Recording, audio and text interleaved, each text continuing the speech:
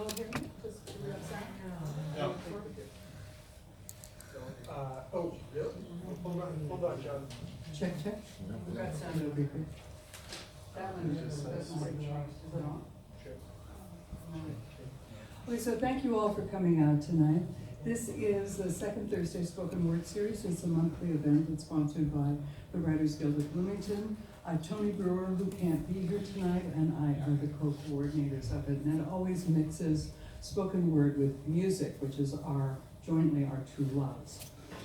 It's sponsored in part by the Indiana Arts Commission, the Bloomington Arts Commission, and the Bloomington Urban Enterprise Association. The Writers Guild of Bloomington wishes to acknowledge and honor the indigenous communities native to this region and recognize that Indiana University and the city of Bloomington were built on indigenous homelands and resources. We recognize the Miami, Delaware, Potawatomi, and Shawnee people as past, present, and future caretakers of this land. So, series of announcements. Third Sunday Write is a virtual space where people post their writings and in response to a prompt and respond to each other. So you can find writing prompts in the company of other writers. It's a private Facebook page where you respond to prompts that are posted monthly. You may then write and post at any time during the month and offer a response to the writing of others by sharing a line from their piece in the comments. For more information or to join the group, contact Shauna Ritter at Shauna, S-H-A-N-A, 747@gmail.com. And please include Third Sunday in your subject line. The Writers Guild monthly business meeting, where you get to see how the sausage is made, is on Saturday, October 19th at 3 p.m. And that's in the Monroe County Public Library downtown, room 214 on the second floor. And we also usually have a link via Google Meet. The gallery space, as you've noted, has been sort of decorated for Halloween, and we have artwork up. And this is the Are You Feeling Sinister show. And the closing night is Friday, October 25th from 5 to 8 p.m. right here at Backspace Gallery. There will be immersive visual art, spoken word, interactive art, and a live film score, because we'll be showing, is it Satanica that we're going to show? Rhapsodia Satanica. It's a 1917 Italian film based on the Faust story. Great. And then Drekka and Mike Emmett are going to be providing live music as an accompaniment to that. And there will be spoken word that night by Hiromi Yoshida and James Dorr. Costumes are encouraged, and it will also be downtown trick-or-treat night, so the streets and stores will be full of greedy little goblins. If you've never been down here for trick-or-treat night, it is quite something. Okay, so we have that coming up on the 25th. Last Sunday poetry reading and open mic is Sunday, October 27th, 7 to 8:30 p.m. at Morgenstern Books, and that's at 849 South Auto Mall Road, and featuring poets James Dorr and Hysteria.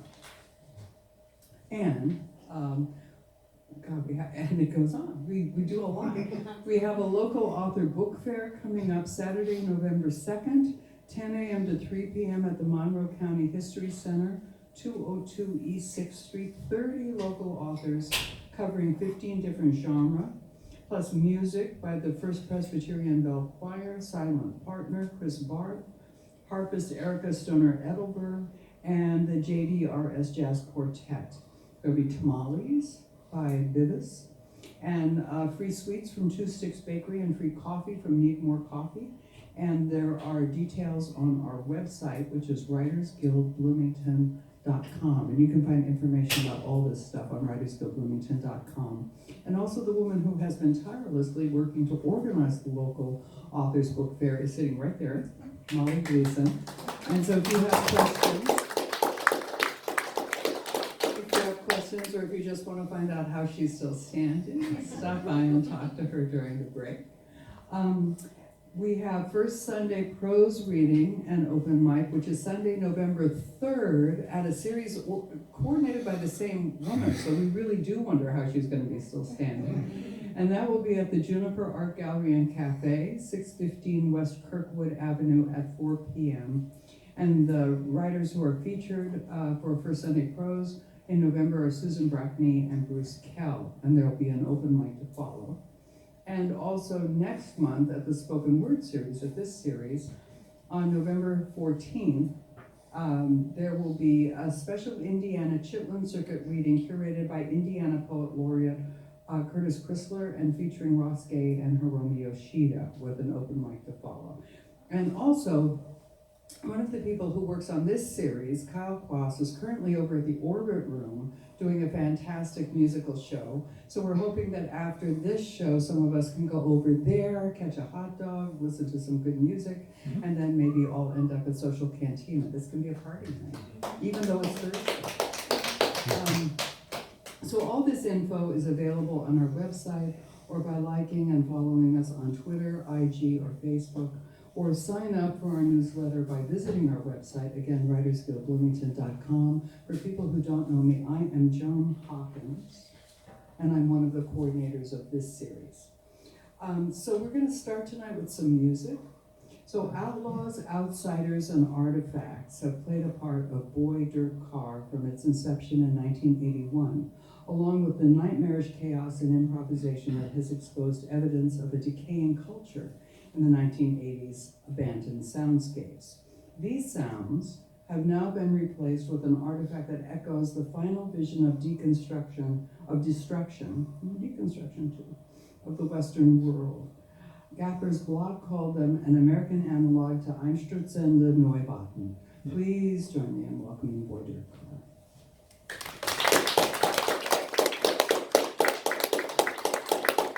Thank you, Joan. Thank you all for having us.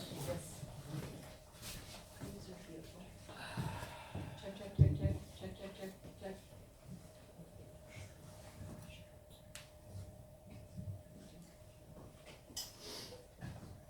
Check, check, check, check, check, check, check, check. You can come share mine. Yeah, I'll just share yours. It's delightful, beautiful, I love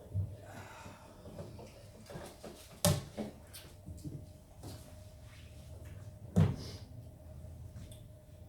All agents defect, all resistors sell out. This is for Grant Hart. This is an excerpt of Naked Lunch by William Burroughs. Naked Lunch was banned in Los Angeles and in Boston in 1962. It was the last censorship trial for literature in the United States. The editor of the Chicago Review faced federal charges for mailing 10 copies to the United States Postal Service under the Comstock Act. I can feel the heat closing in, feel them out there making their moves, setting up their devil doll stool pigeons. Crooning over my spoon and dropper, I throw it away at Washington Square Station. Quick, white flash, mangled insect scream. I woke up with a taste of metal in my mouth, back from the dead. Taxi boys are waiting for a pickup, Eduardo said, had died of an overdose in Madrid. A heaving sea of air hammers in the purple-brown dusk, tainted with the rotten smell of sewer gas. A young worker faces vibrating in and out of focus in yellow halos of carbine lanterns. They are rebuilding the city. Lee nodded absently. Yes, always. Either way, it's a bad move to the East Wing. If I knew, I would be glad to tell you. No good, no bueno. Hustling myself, no glot. Come Friday, Tangiers, 1959. He tore out his eyes.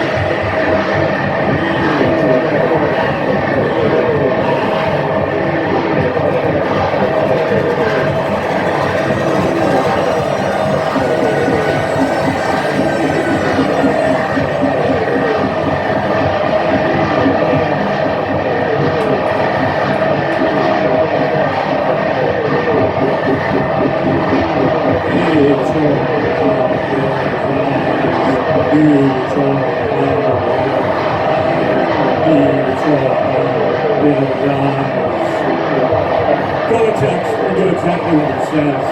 This is not handiwork, leading to this distortion of reality that has become too complex for the storm. And losing sight of the reality that surrounds me.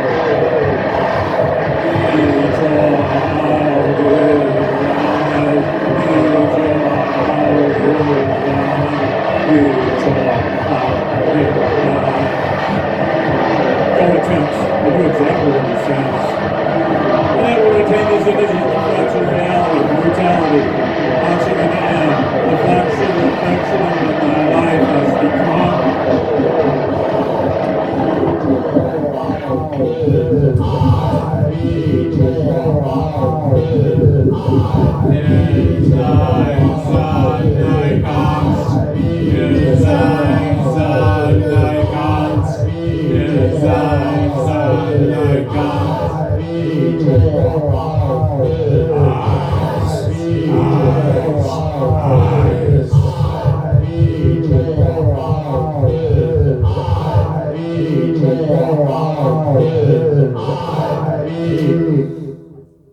May I ask you a question? May I ask you a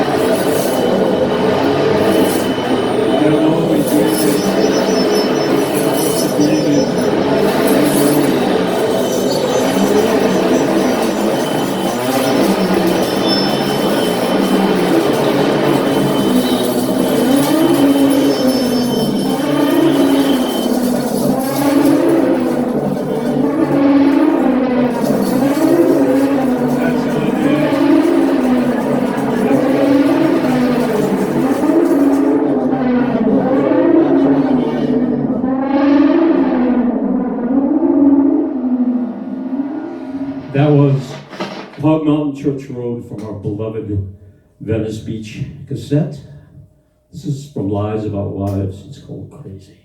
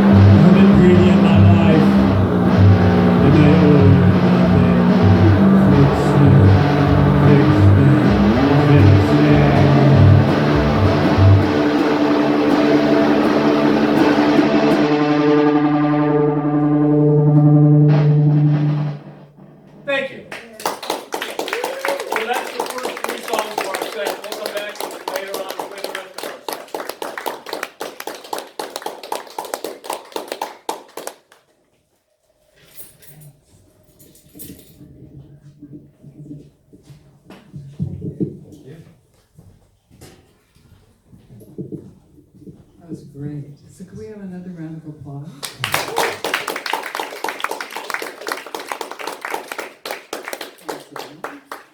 So our first featured reader tonight is A.S. Coomer, who is a writer and musician. Books include Birth of a Monster, The Flock Unseen, Memorabilia, The Fetishists, and many others. And he has many of them for sale out in the lobby. He runs Lost, Long Gone, Forgotten Records, a record label for poetry. Please join me in welcoming A.S. Coomer.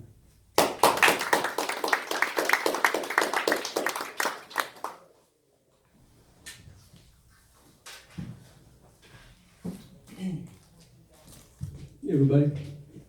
Hey. Thanks for having me. This is wonderful. I got a bunch of pseudo-religious poems that I'm going to work my way through. It's going to be fun.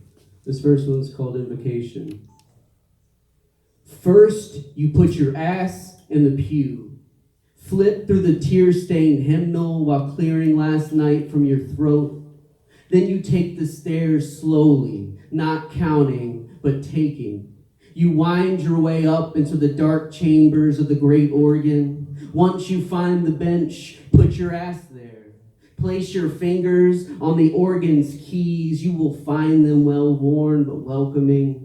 Get them moving by exercise and opening psalm. It's an act of devotion. Your fingers pray. The gods in your head answer. Lightning flashes in the blue-black room. Thunder booms and other midnight moans reply, shaking all your holy things, bringing back the belief, and you smite the page with your new religion. Right.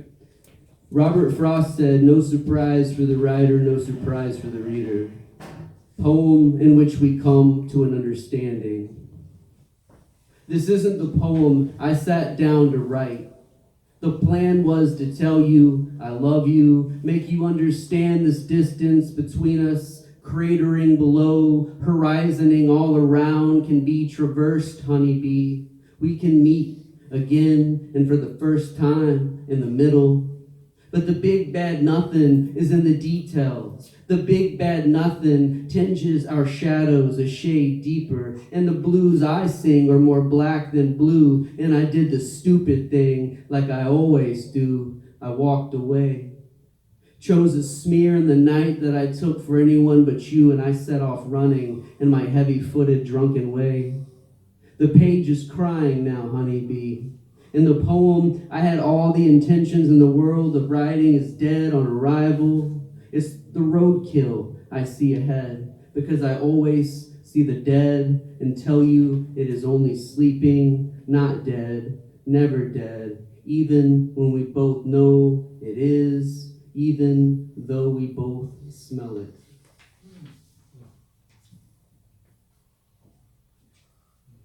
So that's not my hair. Of ashes and clay and faded tattoos.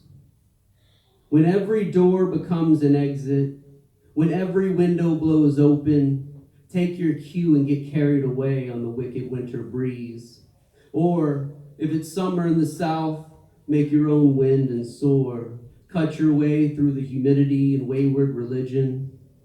Though we won't fire a shot, we'll leave wreckage in our wakes. Tecumseh Sherman every bridge, every semblance of enemy or home, treat it all like kindling, desperate to keep the flame alive. We phoenix our wings and sing, spread our own ashes, release handfuls of glory into the sifting sieve of grief, fill our graves before we're dead, build effigies of our heroes from the clay we make, all these idols we chase until we find them and they're just like us. Tribute, adornment, our homemade votive candles burned out in the middle of our last lifetime. We watch our tattoos age, scar over, fade. Sometimes we can't help but dig bits of our ink just to watch the blood and scratch the splinters itch, just to pass the days and spill our hearts into the nights, make the pain fresh like we're earning it again. Appreciate y'all not throwing shit. That's real nice of you. All right, this one's called I Sit and Write. I sit and write, pound out my heart song to the rhythm of drug church and black coffee of hope. Goddamn motherfucking hope.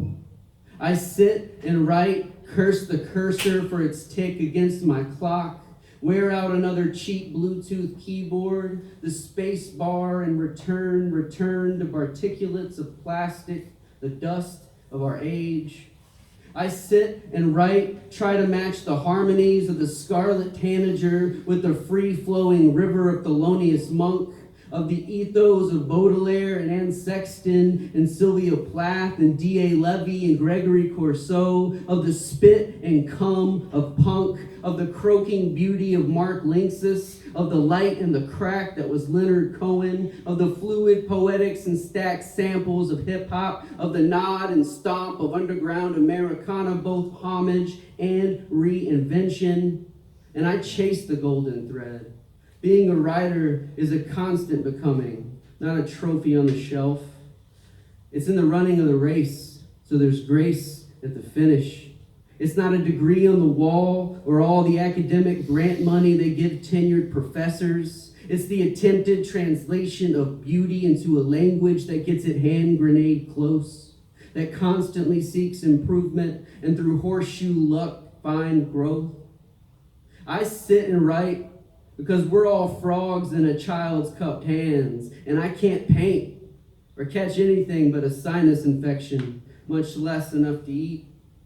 I sit and write because books are there for me when nobody speaks a language I can understand, when the discord rings too loud and I can't breathe or count, but the words and space of books can help me retune my vibration, and I know there are resonations in all this noise I commit to page that might help one person weather a night of blue period blue blues, a blue so dark only the survivors can make it out from the black. I sit and write, and may death find me working. All right. There's this band I like called Amen Dunes. They sang, "We play religious music, don't think you'd understand, man." This poem is called "Frayed, Swayed, and Waylaid, Offering Up a Prayer." Music is my major religion, and I'm a member of many sects. I try at altars every time I make it. I sing psalms and epistles to lives given to death and several deaths survived. Music is my major religion, and even when it's parable, it's as much yours as it is mine. I pray every day and night. I sling words and notes, sometimes chord, praying one of those drunk gods or ghosts isn't the angry sort, is open to this sort of thing, hoping the song elicits the miracle of understanding, or at least the resonation of a haunting, an end to all this being alone. Even when surrounded by my closest loves, I'm most often in the graveyard in my head, alone but open to a conjuring, what's another possession in a life of fleeting poltergeists. I pray and am gifted with the ghost of another midnight lullaby, the trick of making something out of the big bad nothing. With each day, I'm one song closer to the end of the set. Encores aren't promised. I take every solo opportunity I get, and I never play them the same way twice, showing my devotion in the act of creation. Chunks of this mashed with that, conjuring up rip bits with my very ghoul. Sure, we're counting notes with each rubbed rosary bead fingered, but I'm trying my hand at demand. Think Sister Rosetta Tharpe joining Slayer for this one. The Velvet Underground fronted by Thelonious Monk here. Johnny Marr and Johnny Coltrane trading licks in the next. You get the picture. All these attempts, etching out a batch of Raymond Carver cathedrals until I have a book of them, splashing and scratching illustrations like Ralph Steadman, pollacking my blood on the page, a rain dog book that'll never find a home, a skin-bound hymnal full of prayers never answered, or at least by a beneficent inebriate.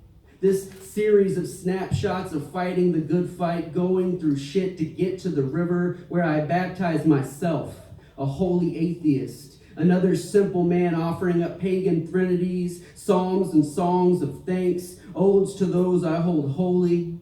But the great flood is here, despite what the TV says.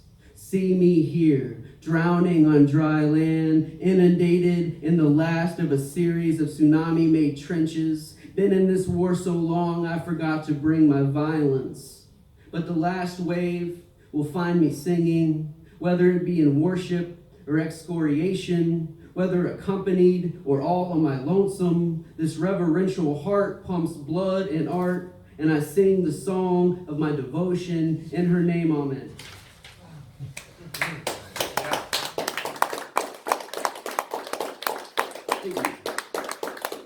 And a couple more. This book is out of print. I can sell you copies of this one. This one's gone forever. You gotta love it. It's October. This is called Just Another October Poem. As the years pass, piled like deadfall, it seems like more and more leaves are cleaved from these skeletal trees. You'd think they'd stand straighter for the loss, but their boughs bow low, hunched over as if against coming winter's wicked-eyed wind, as if the bad things can be avoided with a simple crouching down. But even the blue moon shines here. You can't live small enough to escape all light. There are shadows, sure, but they're shallow pools, not even ankle deep, offering nowhere to hide. Square to circle, just another place. Triangle to rectangle, where you don't fit. And you sit and count the hours, mouth their names, 3:33, 11:11, prop up the soldiers that make up the platoon, 1,440 standing at attention, arrayed in an elaborate formation of surrender. Not enough for that, not enough for this, and so you have a clock of wastefulness. Talks of making the time, like it's just another daytime television casserole comprised of ingredients most pantries keep. Cheese and compromise, noodle and loneliness. The sweet ketchup sauce salted with tears, gritty with burnt brown sugar. You open the notebook, smear a little blood on the page, unsurprised to find clots clinging to the dispatches of before, some macabre marginalia of the inescapable, slow burn, the kind of fire you can't put out, the old gnarly oak stump soaked in diesel and left to smoke under that chicken shit sun.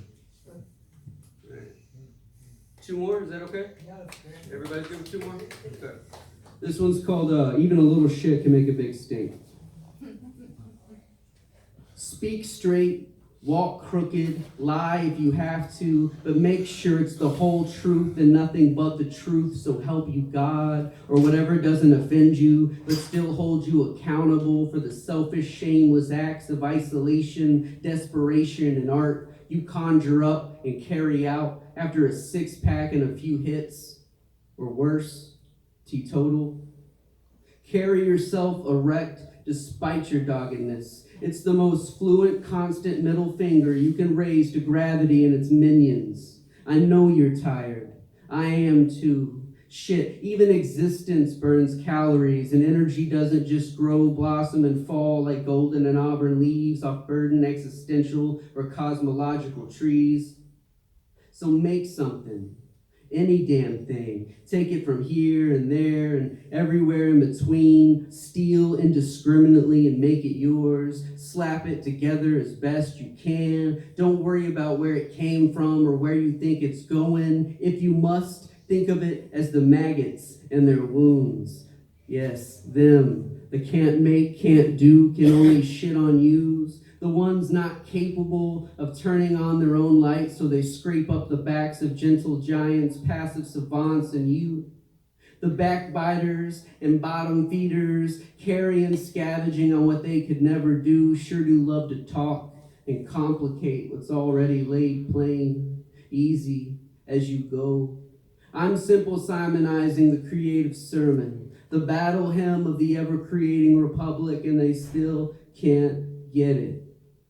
So be the bonfire, be the flat tire, be the cat howling in the night, the creaking screen door that never would shut right, be the infuriating squeak in just their left shoe.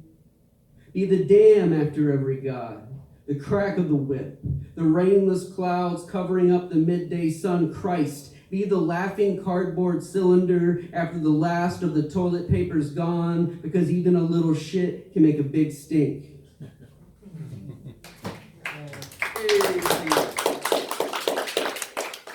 So I run this little record label called Lost, Long Gone, Forgotten Records.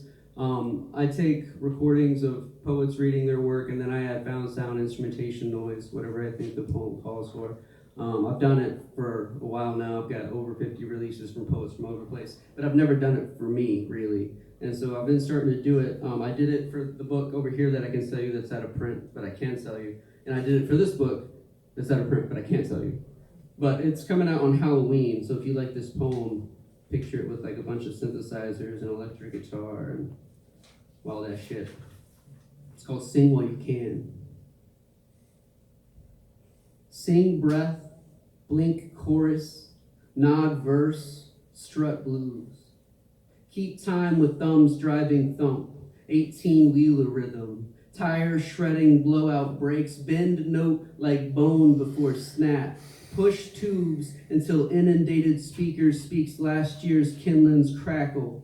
Cackle in key with the murder of crows. Descend in chromatic turkey vulture concentric circles. Trill lone souls nestless whippoorwill warble. Sink into quicksand melody and give in. Understand the fight is futile and the current only goes the one way. It'll spit you out sure, but winds are vengeful of her song. And even the longest breaths give out.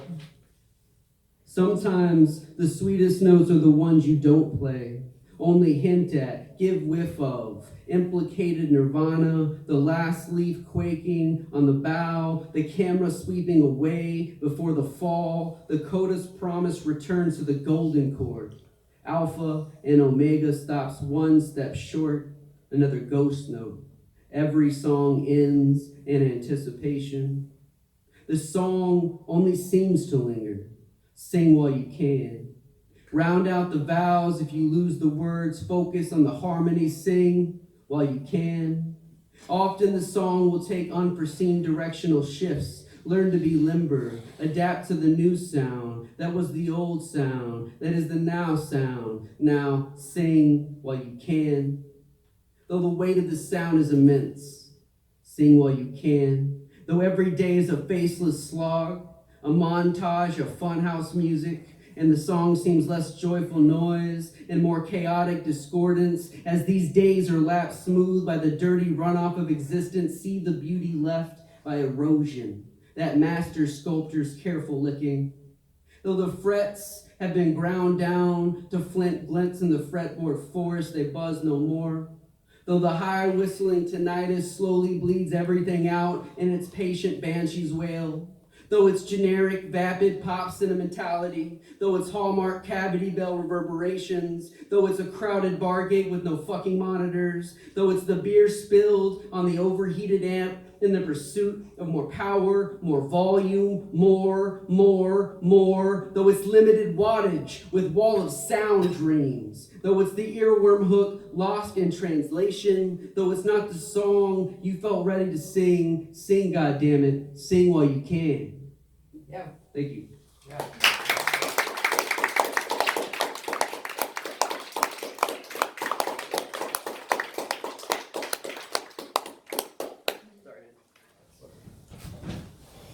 That was awesome. Please, let's have another hand.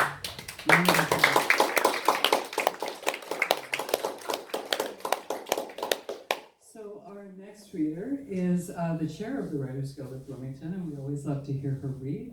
April Ridge lurks in the rural hilltops of Monroe County, akin to Mothman's tomboy cousin, listening for hints of poetry on the wind.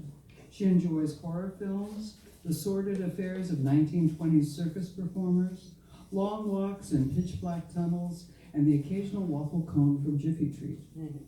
April serves as the chair of the Writers Guild of Bloomington and is a poet and spoken word performer at heart, but she makes room in her diet for spooky movies and has a quiet obsession of all of the Universal monsters, specifically Bride of Frankenstein. Her debut chapbook, Monstrous, by Pure Sleeves Press, was released unto an unsuspecting public last month and can be seen in glimpses in the periphery of the mind's eye. Her work has appeared sporadically in deep space, circling black holes until the dinner bell of eternal fame rings in its echoing chambers. Please join me in welcoming April Ridge.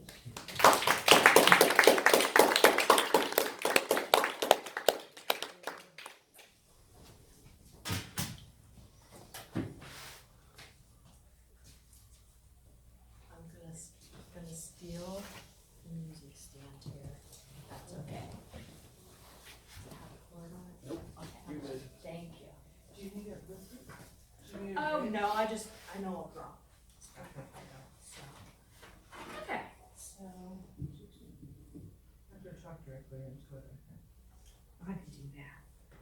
So, the first one I'm doing here is a cover, just a warm up. So it's by Tom Waits. It's a song by Tom Waits called Ninth and Hennepin. Well, it's Ninth and Hennepin. All the donuts have names that sound like prostitutes, and the moon's teeth marks are on the sky like a tarp thrown all over this. And the broken umbrellas like dead birds. The steam comes out of the grill like the whole goddamn town is ready to blow. And the bricks are all scarred with jailhouse tattoos, and everyone is behaving like dogs. And the horses are coming down Violin Road, and Dutch is dead on his feet. And all the rooms, they smell like diesel, and you take on the dreams of the ones who have slept there. And I'm lost in the window, I hide on the stairway, and I hang in the curtain and I sleep in your hat. And no one brings anything small into a bar around here. They all started out with bad directions. And the girl behind the counter has a tattooed tear, one for every year he's away, she said. Such a crumbling beauty. Ah, there's nothing wrong with her. $100 won't fix. She has that razor sadness that only gets worse with the clang and the thunder of the Southern Pacific going by.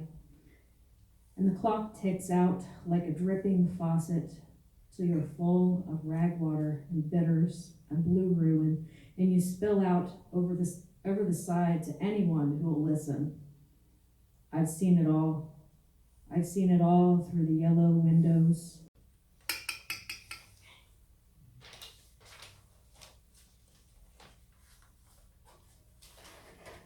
I wanted to read that one last Friday and I accidentally left it out, so that's kind of the reason why I snuck it in here, so.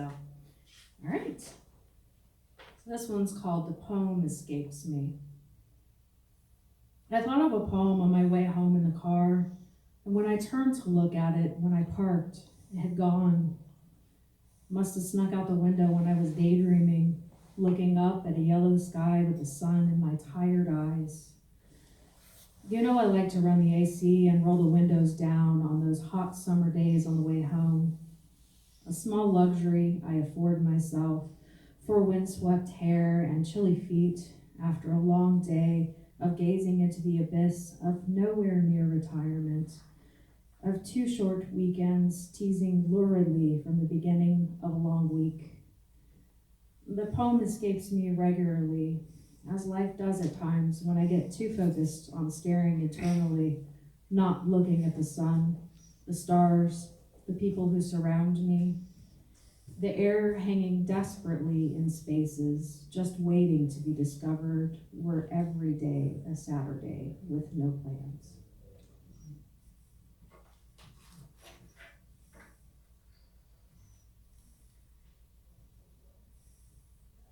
A botched jab. Houdini died of appendicitis on Halloween in Detroit. A tricky day to fail. Having traveled there to perform after a series of lectures, bragging about his abdominal fortitude, a student socked him twice in the gut, burst his appendix, never realizing he had jokingly punched poor Houdini's last time card. He died just a few days later after doctors tried to save him. A botched job done too late. He clutched at life another day, stating he always thought he could escape the fate that others could not. And then I'm really glad I brought this one since you read your religious poems. This one's called Jesus Takes Driving Lessons. I'm driving south on the state highway when I see a sign, handmade and tacked to a tree by the side of the road, that says, "Jesus, take the wheel." And it gets me to thinking, what does this cliche phrase actually mean? Do these religious zealots posting their weird, sometimes misspelled signs at the side of the highway believe that Jesus could handle being behind a V6 engine and who knows how many horses? What would he make of the windshield wipers?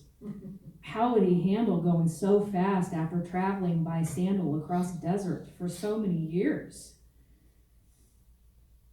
To canvas in yet another town full of lepers, hoping to be able to see a vision he could speak of, to approach the people with a viable miracle, he would have to walk for days, just thinking on this, hoping and praying that his daddy in the sky would bestow upon him some kind of sign that all of this walking was worth it. And now, 2,000 years later, to give us miscreants these cars, the brains to invent these cars, these roads, these networks of towns, what would Jesus do? And then I'm going to shamelessly plug my broadsides that I have on the table back there. They're all laminated. I only have 5 of these. It has a curse word in it, and it has a 4-leaf clover that is laminated into it. So this one's called The Age of Luck. What I wouldn't give for the knees of a 20-year-old, the mind of a 70-year-old, and the heart of a newborn baby. A Frankenstein masterpiece of understanding and openness, who can still go up and down those stairs in the apartment like a champ. I think it's natural to yearn for facets of our former selves and what we suspect our future selves to be. Life is full of a whispering mysticism. Surrender. Place a mirror up against your self-image and compare. Is the damage that you feel visible? Or can it be that what you've been sensing this whole time is a trait that we all share?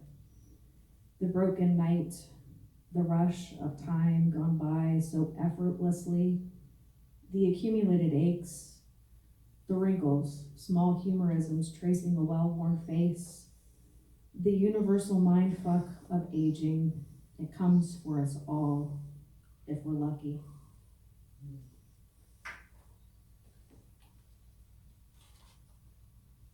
And then this is my first chapbook ever, Monstrous. It just came out a couple of weeks ago. And this copy is for sale. I have my own little Frankenstein copy that I sewed stuff on. I would rather read out of that one. So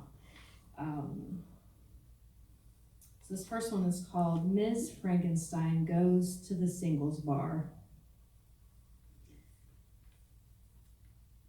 After her divorce, the bride of Frankenstein changed her name to Chastity. She began wearing loud clothes that clutched at her body, accentuating her inherited curves. She had surgery to remove the scars. She purchased a rather expensive hair straightener and pressed her hair daily, wearing it straight down her back and tossing it wildly about in conversation. Ms. Frankenstein moved to Tampa. She worked on her tan, fanning her new body with ornate hands. She's tossed away traditional patriarchal ideas of matrimony like so much salt over her shoulder in hopes of finding a younger man, perhaps perhaps a successful holistic doctor. Ms. Frankenstein goes to the singles bar every Thursday night. She wears the tightest of tops, a corset that would rival the placement of any organ in its way. Her hair teased up to the ceiling. The higher the hair, the closer to Prometheus. She makes sure that every patch of skin that shows has a healthy, lively glow. She uses that retinol eye cream her young girlfriend at the Y suggested, patting it into her dark circles with just the touch of her pinky finger. Or someone's pinky finger, anyway. She elbows up to the bar, tossing back her hair. She orders a Bloody Mary extra spicy. Ms. Frankenstein scans the room silently, her eyes reeling yet friendly. At the end of the night, alone, she goes back to her small apartment. It echoes like a mausoleum. She decides to stay up till sunrise, hungrily waiting for the milkman.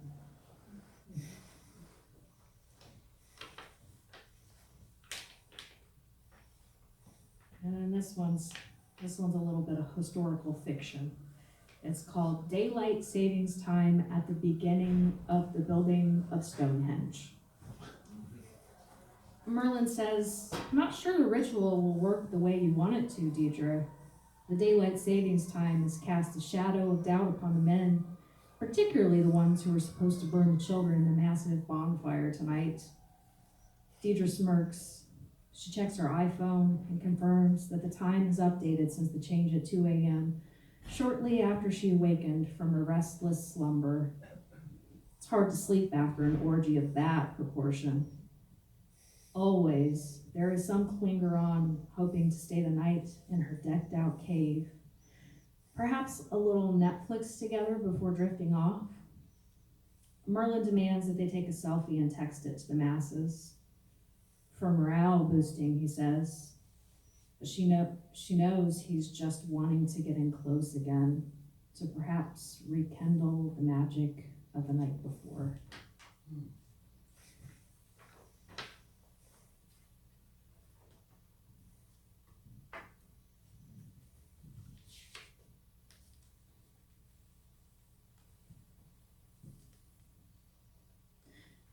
Charging your crystals is a futile act when you're a cursed man. I forgot to lock my doors last night, and when I got into my car this morning, the full moon shining on the windshield, there was Lon Chaney Jr., the wolfman of my childhood dreams, humming "I'm Afraid of Americans" to himself in the back seat. A lady should always check the interior of her car before she gets in. I tell Lon that I'm running late this morning and I simply don't have time for monsters in my rearview mirror. I gotta get to work. He waves me on with an elegant yet extremely hairy palm and moves on to humming cha-cha changes. As the moon beams brightly, takes up most of the space in the sky, all the clouds dark and brooding in the east, the moon casts its long halo in the west. Lon hopes for some cloud coverage so he can go back to sleep. And maybe, if he's lucky, I'll run through the drive-thru at Mickey D's. I will have to leave my windows cracked today. And how am I on time? I have no concept.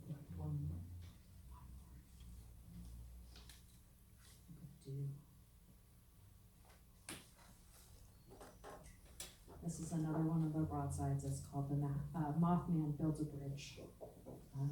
It's probably one of my favorite spooky ones that I've written recently. The Mothman builds a bridge. Mothman smooths his ruffled feathers. He strokes the fur on his black beard, trying to look presentable to knock on the door of a West Virginian's home. Suddenly the door opens itself before his knuckles wrap the wood. She stands there with the mail bearing fresh stamps. The letters flutter down, seesawing in the air to the ground. Mothman, his smile genuine yet terrifying, drives her to inconsolable weeping immediately. He bends down to pick up the letters, and she runs back into the house, so quick in her fear that she forgets to shut the door. Mothman quietly closes the door. He turns and walks to the mailbox, slides the letters in, and lifts the red flag. He slowly walks back home. This, his 1000th attempt to reconcile with the townsfolk since that fateful day, to explain to them that it's a birth defect, that he was once a normal man who grew into this fur-covered, feathered beast in his late 20s. The steel blue eyes now crimson red. He sees no reason why they should trust him, but still, he tries to explain. He was once an architect who worked for a crooked company building bridges across America. They used compromised materials. They constructed bridges that would not last centuries like they were supposed to. Mothman has tried to get into the Point Pleasant City Hall Planning Department so many times to warn them of the other bridges surrounding Mason County. But there are so many cameras, and he is shy. Perhaps Mothman's eyes are so red from crying in his bottomless pit of loneliness. The curse of constant despair, the burden of knowing what he did and cannot undo, haunting him as he slowly tries to build a bridge toward redemption. Thank you.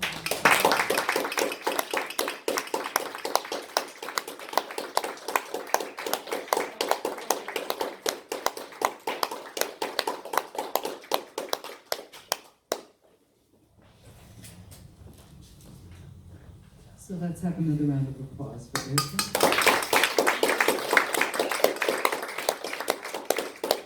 And next we have Sarah from Voyager Car and Jessica.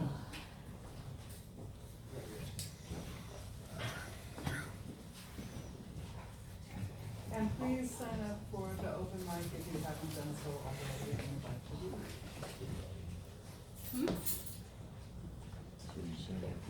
Director's gonna join us in a little bit. Test.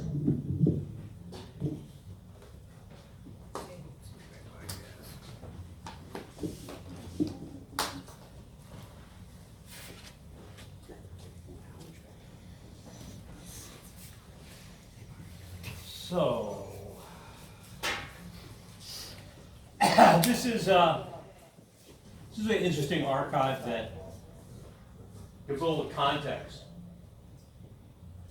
This is from the Gettysburg Times, Friday, December 20th, 1985. It's the Ann Landers column.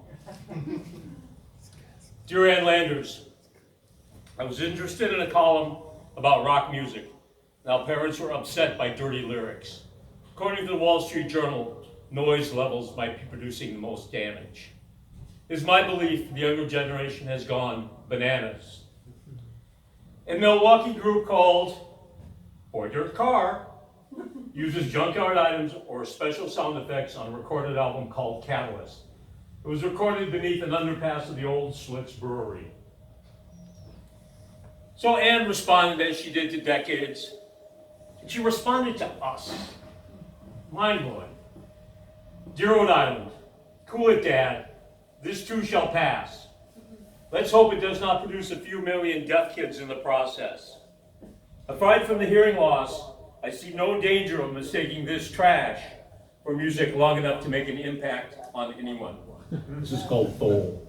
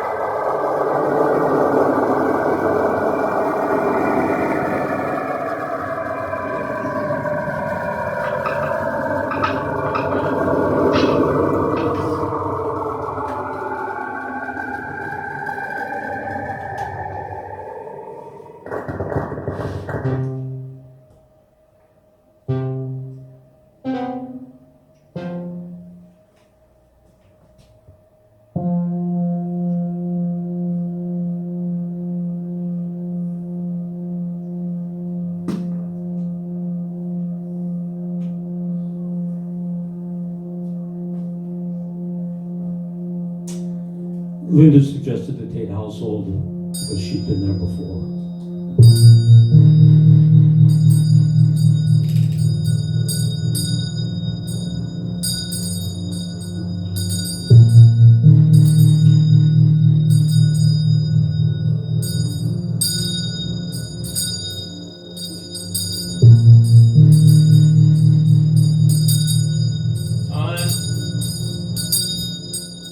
How much time would it take?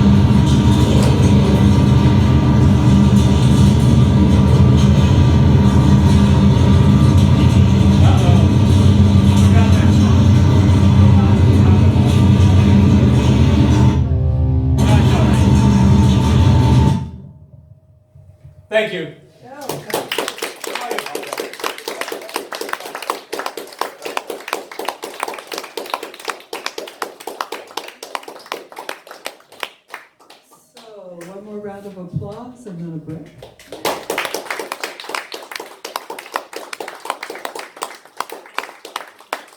So take 5, get some wine. Please sign up for open mic if you haven't already done so, and we'll see you back here shortly. I forgot that.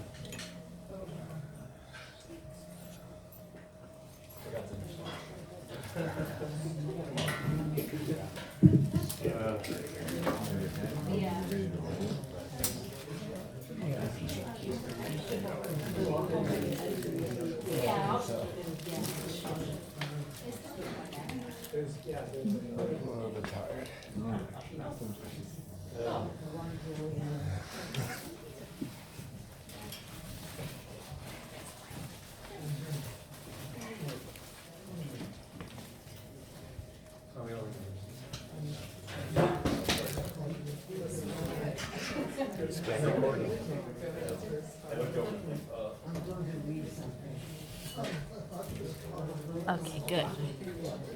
You just never know with phones. There's a way out right there. We're doing well. We have one mic that didn't work.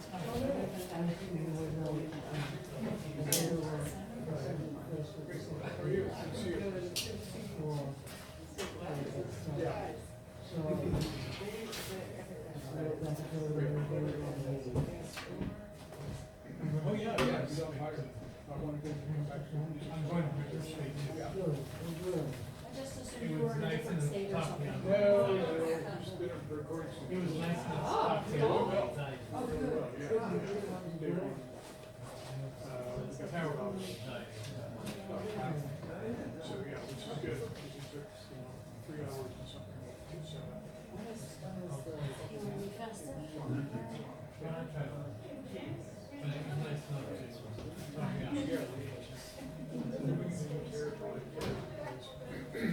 didn't want to do it just in a branch. Be mindful when you do go to your teams. It was very, 3 horns. It was a third time. Yeah. Oh,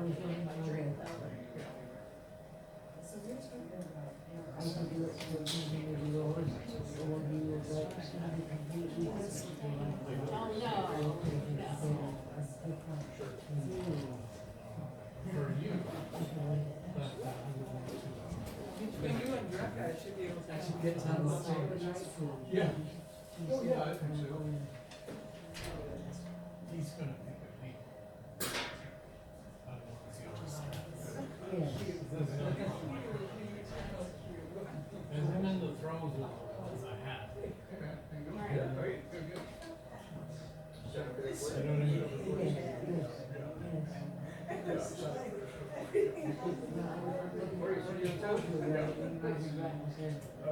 Yeah, my ensemble.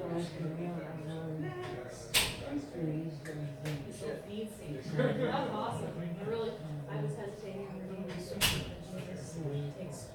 She just takes her. Awesome.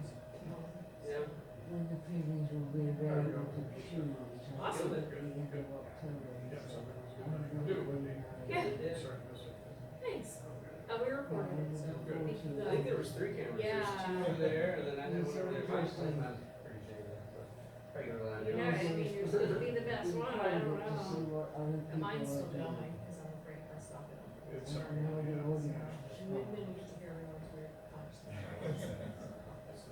Yeah.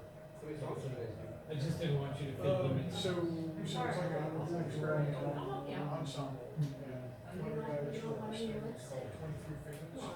Each one, it's different groupings. It's a quintet, different groupings, those states. It's great. Yeah, it's in November. Okay. You haven't seen the movie, right? And the figments are different groupings. It's got aspect, characters, they're all the shapes. Okay. So, I don't know exactly how it turned out. Took about why. 2 or 3 hours to set up. We tried to do one thing. 2 of us were in isolation. That's 3 horns were big. Everyone's kind of most everything other than the horns is direct. So usually you set up the trumpet, especially when you're first, so like, got stacks of them. Yeah, I just can't see. Well, I think there's a chair. So yeah, that's just sort of having that. Oh, no, you're fine. So we worked in this studio before with this engineer. It was kind of his suggestion we were talking about. You want to come around? Trying to close my. I'm gonna stand for a second if you don't mind. Because last time we Just did an album there, we just did to stand. everyone in the same room. I'm fine. And we spent a lot Oh, of time good thing is- cleaning up tracks. Because you probably just like that all the time. The studio environment, everything. So it's fun. I'm sure they have. I'm sure working hard.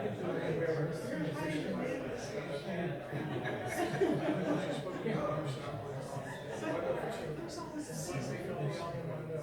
Every season is for And so am I.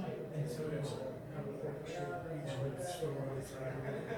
That's my vision. A little different. But we should do something. And some of it's always good. When I said do something, you asked me to say do something. You said you were just bulking on this.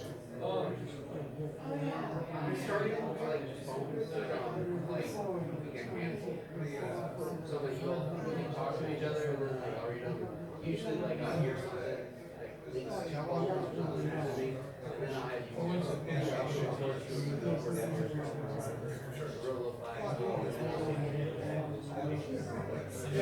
trying to take some of your sensibility.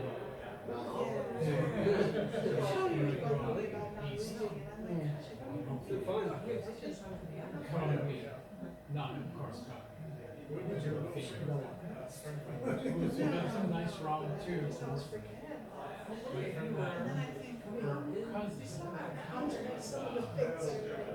friend Russian recordings. like 20 years ago or so, did some music with a band with his father or something. It's a great place.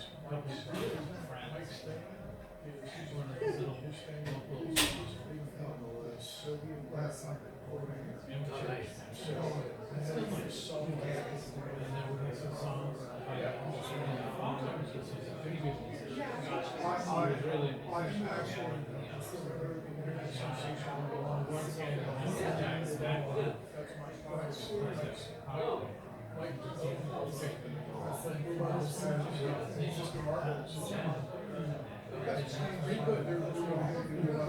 I think there's a lot of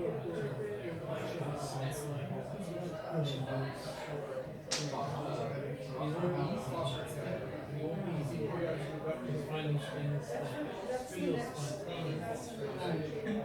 So yeah, we talked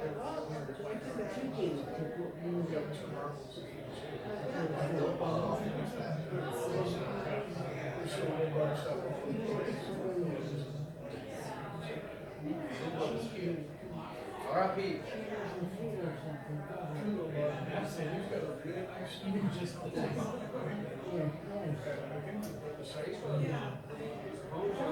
we haven't been able to inspire the musicians to I like all of this. but they never really. So we can tell you what all this is, all this is, since you're not like this. Makes We it, did this last year too. but So last year we actually kind of co-evolving worlds. Done a lot of shit. So this is Both. And at some point, it's music. So it's in-house. Again, working on it. Because they have to come together. I feel they have to grow together. You don't just make a film and then have somebody come in. So I think that's normal. some musicians live soundtrack. That's it. So we're at a point where we need to start really bringing into original tools. Just getting original music to the end. Right, and find that it works so well. Now we need to fine tune it.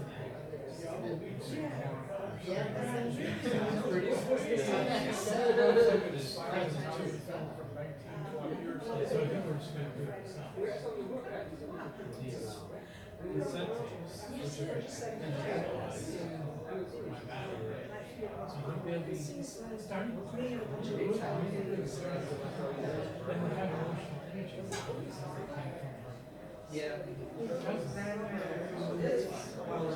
No, I'm not either.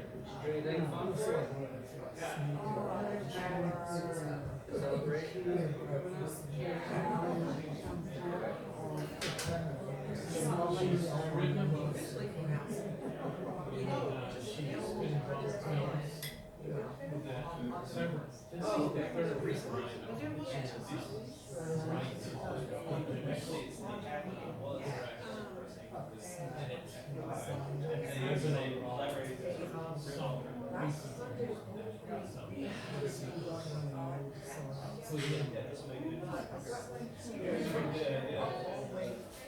incredible experience.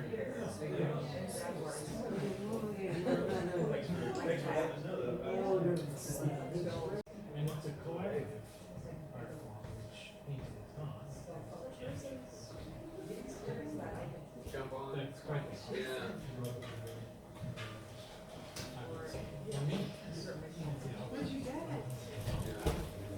it's nice to have friends in the studio, you know. This, and there are more of these at least. This is their first album. And at least half of what was the double pressing, that double pressing was also with FI, and some 4 years later they got together again with FI and did another. I think I know this, because that's what this is. So this one plays off of this one 4 years later. All right. And then this one is just all live. Very intensive. He said this one is very So there's all the kind of studio average, satellite recording. The project is, you gotta, you have to wait. Yeah. I need to get the needle fixed. So that's just. So one of my big things is at the end of the poem, like, and it's like the only thing I can suggest would be check the local shop. Hi, everybody. I was just like, walk over. and then there is We got our turntable about a year ago, and so far it hasn't broken, so I haven't had to fix it yet. Yeah, that's where I would go. I may feel that. I like that.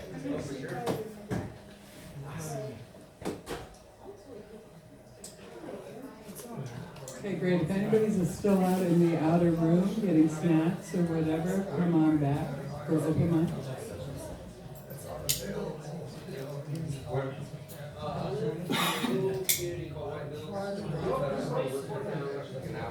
She used to live in Nashville. I've been there. Yeah. Oh, yeah, there's one down too, but that wasn't that in a movie. The funny thing is, yeah, I don't know what's any good. It's not bad. It's not bad. It's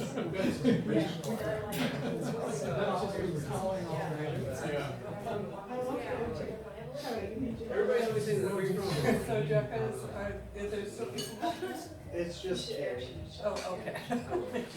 It's just Okay, so this is open mic. If anybody hasn't signed up yet and would like to, can you kind of wave at me? Okay. So the way this works is I will introduce the first reader. I'll have the sheet up here. First reader introduces the second reader, and so on. So the first reader is a dear friend of mine, and I've never heard him called by this name before. Welcome, Mike Anderson. Michael, okay, Michael Anderson. Oh, I see.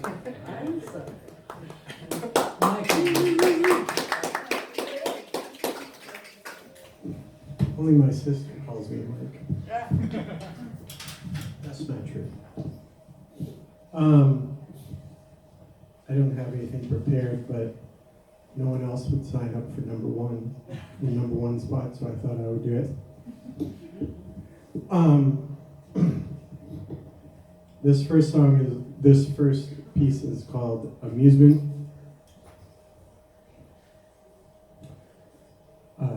Upset by the amusement outside the circle of events, spiraling towards the inevitable nightmare. Spiraling down towards iron pipes surrounded by insulation and desperation, your cries for help go unheard and unrewarded. Thank you. This next piece is entitled, I Don't Watch TV. I don't watch TV, it's got nothing for me. I don't watch TV, it's got nothing for me. Your commercials, they haven't got any heart. You think they're their friends, you think they're your friends, but they're their friends.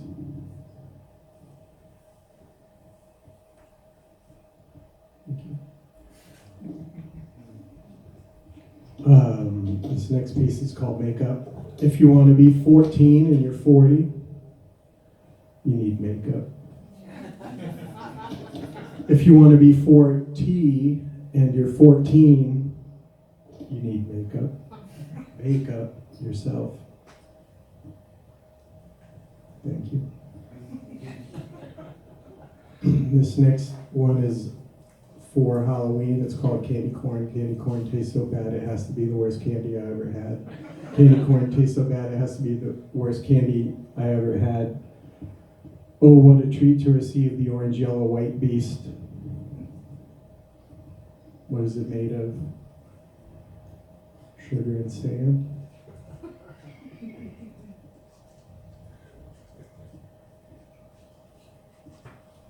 Thank you.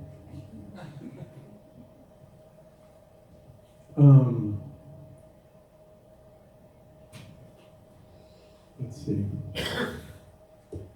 I ride a bike, you can ride it if you like.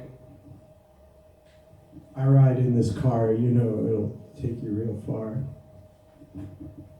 I ride a bike, you can ride it if you like. I'll ride in your car if you take me real far.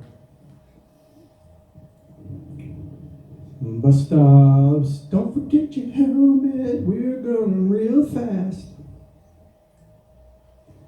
Thank you. This next one is called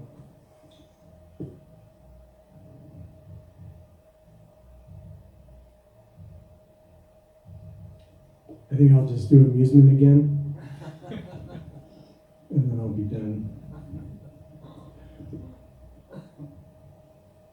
Oh, how did it start? Upset by the amusement outside the circle of events leading towards the inevitable climactic ending. And spiraling down towards iron pipes surrounded by insulation and desolation, your cries for help go unheard. Thank you.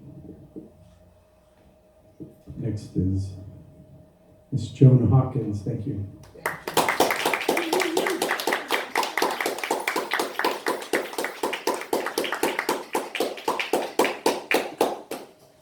Okay, so I'm going to read the last part of a story that's in my book, School and Suicide. And this is a story about my father, whom I adore. And it's written in the second person, so it's addressed to him. He died in 1968 when I was 15, and where I'm going to read takes up, it takes up the story from when my mother moved in about 2000. In 2000, Mom moved. Most of your books had been boxed up long before and put into storage. My husband Skip and I loaded the boxes into our little Saturn and drove them back to Bloomington. It was an eclectic library. Perry Mason Mysteries, Mary Holt Reinhardt, Edgar Allan Poe, Balzac, Dashiell Hammett, Your Old Bartender's Guide, and a potboiler called The Chastity of Gloria Boyd. First edition cloth-bound books with the prices written in pencil on the inside cover, $1. The Bartender's Guide was a pricey $3. Skip made a case to hold the books, and in bed at night, I read him chapters from The Chastity of Gloria Boyd, a book that had thrilled me when I first read it at age 12.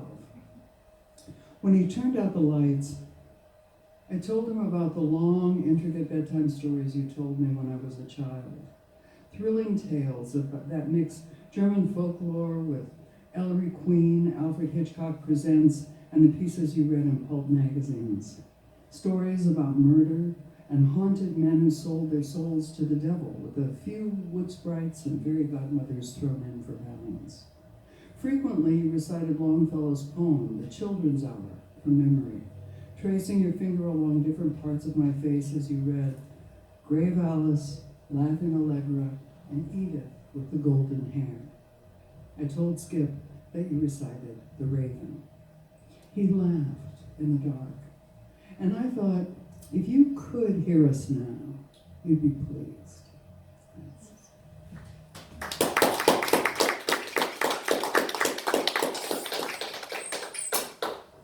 So Tom Matthew?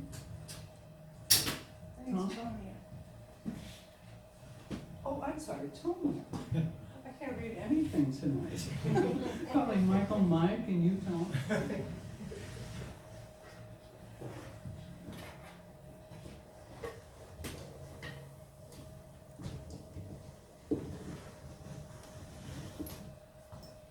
I might need help with this. Good. I think I need help. Thank you.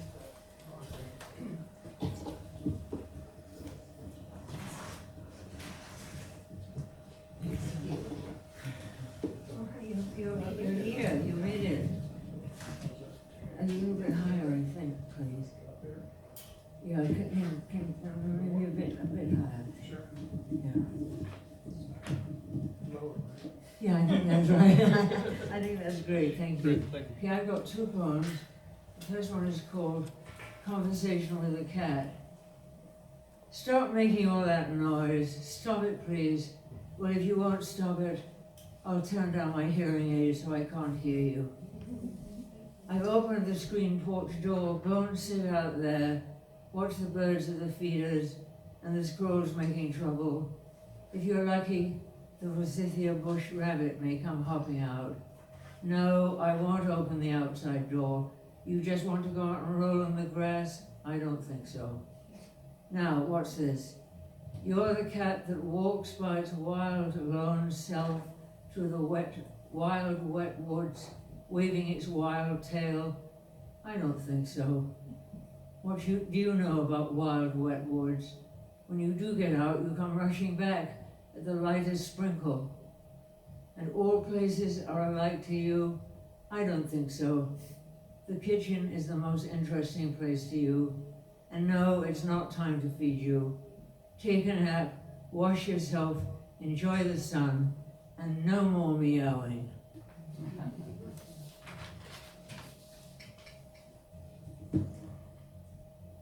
Small thing. In the night sky, only appearing small, these sky fires we see, flashing to us across a space our minds can't hold, are our close companions in the night. Show us our place in this intricate universe, ease our loneliness. They guide our journeys, measure the hours, the seasons passing, by the intricate dance around true north. If we sit in their presence, we can become quiet, calm, more than ourselves, carry into daily life a new reverence.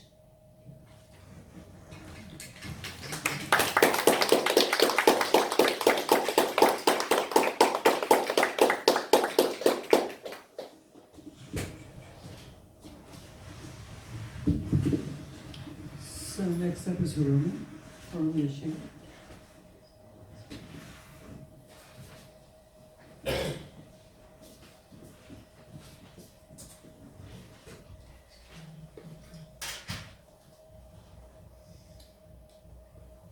I'm going to read the one and only spooky-ish, Halloween-appropriate poem that is included in my brand new book, Green Roses Bloom for Icarus.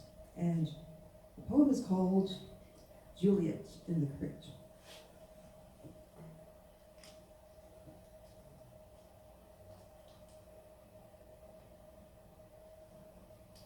Juliet in the crypt. My lips parch for oxygen in the Capulet crypt, where I'm out of context among cobwebbed skulls. Still, the folds of my gown invite mildew molecules. Green, envious movement. My eyelids flutter open. Pins and needles jingle through limp hands and feet. The vermilion sheath for the happy dagger opens, a dusty rosebud. A yawn in dying flambeau light. Oh, Romeo, is that you twitching at my tingling feet?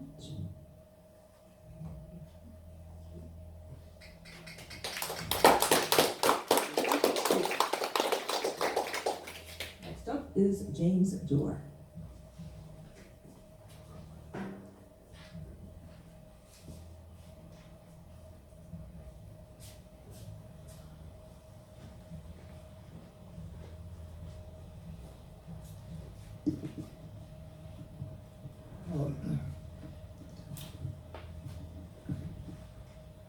Test, yes.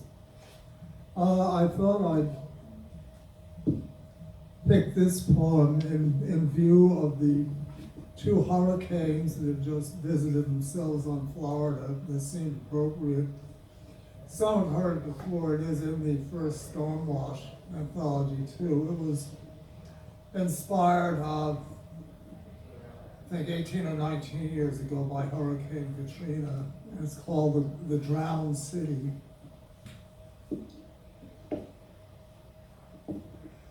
A new Atlantis, a post-Katrina city of crescents, even now re-risen, the soak of river mud permeates all, animates brick and wood underneath the rubble, even when all is clean, rebuilt, repeopled, old deaths hidden under new.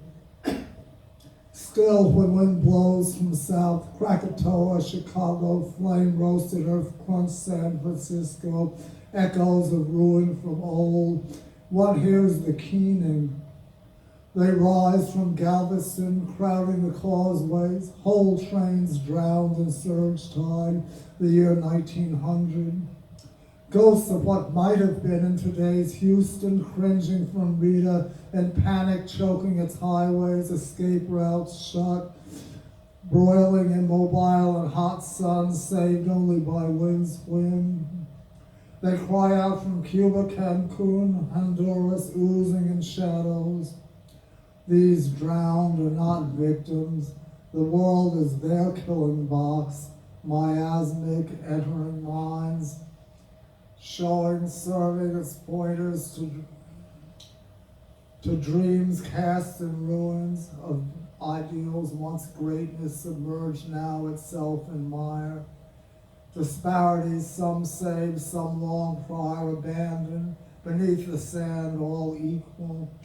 These the heart borrowers, worms tuned in chicory, dust over fine fried crates, soul beneath jazz chords muted, wailed into dark, creep at dusk, shaking, in alleys and tunnels, the bright of the midnight black, the stone lives are built on, all still, crumbling at edges, all still cold within us. Lest that be a little bit of a downer, since most people seem to be reading two poems, I thought I'd just throw in a short one by contrast. This is about a vampire. It's a rondelette, in fact called California Vamp. She missed the sun. While vampirism was a ball, she missed the sun, the days of partying and fun, the beach, the bars, her friends, the mall, non-blood-based drinks, but most of all, she missed the sun.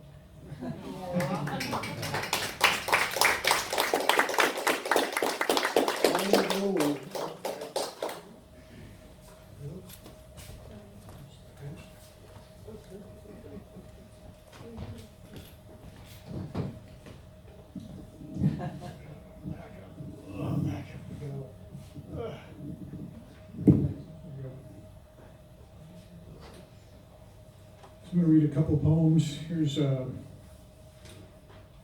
a little field trip with some poets to St. Louis and ended up coming back with a poem. This is called Great Big Zoo. Great Big Zoo. We went to the St. Louis Zoo. It's called Great Big Zoo.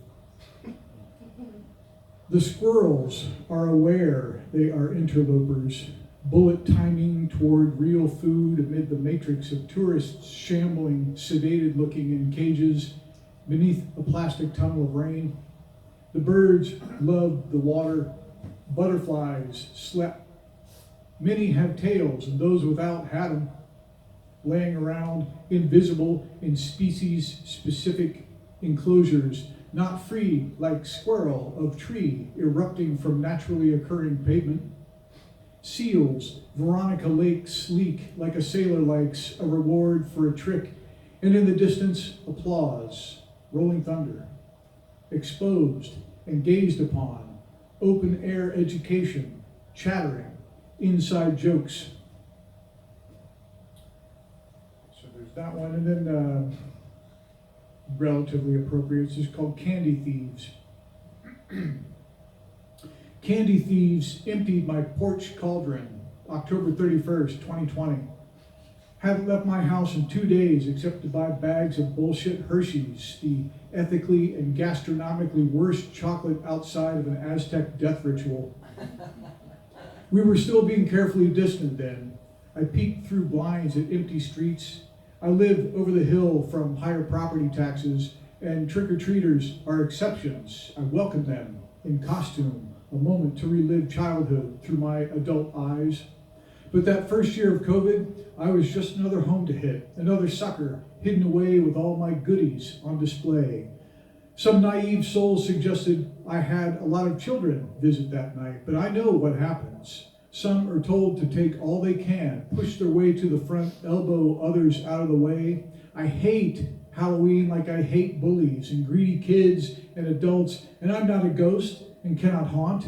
This is why some grown-ups turn off their lights and don't give out candy or put out a cauldron once and call it good. This, my porch, first year of the pandemic, is where my happy childhood dies. Okay? Okay. The thin veil is thick like my skin now. It's November, Day of the Dead. I'm remembering all of you. Carol, who took herself out of the equation of capitalism. John, who took himself out and will never know why. Fred, who was in remission and it didn't matter. Jason, who never got better at all. You absent spirits, little treats stolen away by masquerading demons.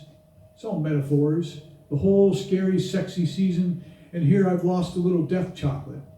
Candles snuffed themselves out in my jack-o'-lantern after blackening the lid of themselves that shrank and fell in like a memory of where people once were. When you don't know when the next disaster will come, why be polite and take just one? Take it all, as much as you can carry. Maybe mean people live in the next house, lights off, curtains drawn, peeking out of the darkness, wanting you to come knock, though they are terrified they don't have enough left to give. Thanks.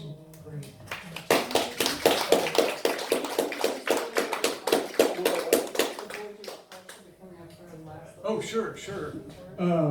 Back to my usual role. So next, Boyd Carr is going to come up and play a closer for you all. Thank you all for being here for the open mic.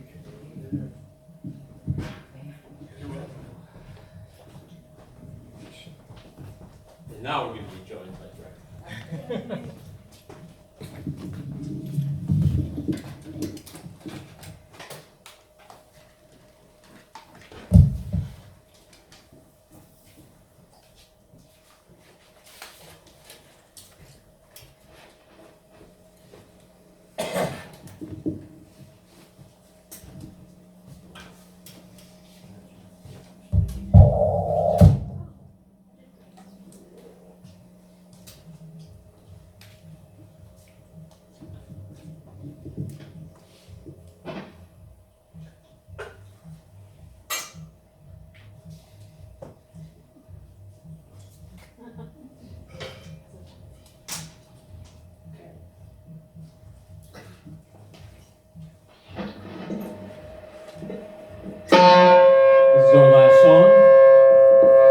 Drecka, Julian Rulli.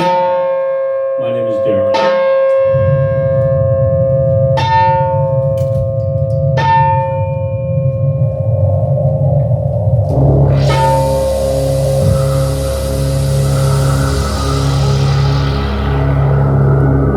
Dedicated to those who participated in our 43-long journey, especially those who have gone ahead to the next world. We look to them, backwards in reverse. Black House, turn it up!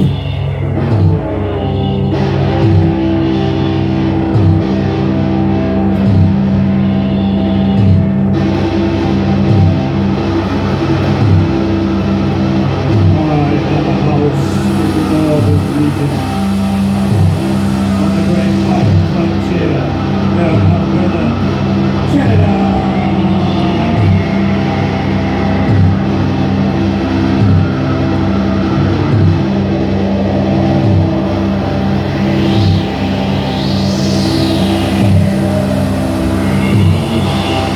In the summertime, the insects come together at the yellow light picked up by the mirage.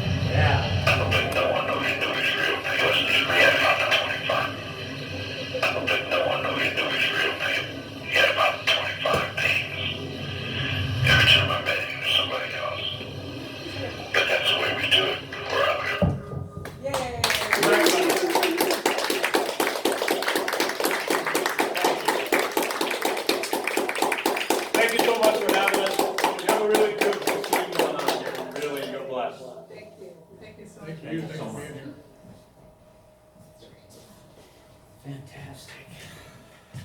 So everybody, we hope to see you again here next month, November 14th, I think. And when we're doing the Chitlin Circuit and Halloumi. Halloumi and Ross Day That was great. and our Indiana Mortuary Chris Chrysler. Cool. Yeah, it should be a really hot night. So please come back and also come join us over at the Orbit Room where we're going to go listen to the third person who helps to coordinate this, who is in the middle of his set. Thanks. Yeah. Oh, it's just.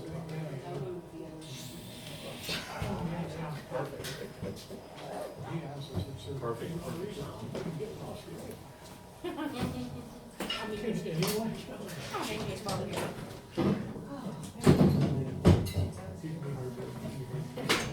Yeah. No, that was great. That was great. Yeah, no, that's right. Yeah, thank you very much. I wrote to him, find out. That's how you said, I have to clear up with my manager. Oh, yeah? Yeah. Let me check with my agent real quick. What?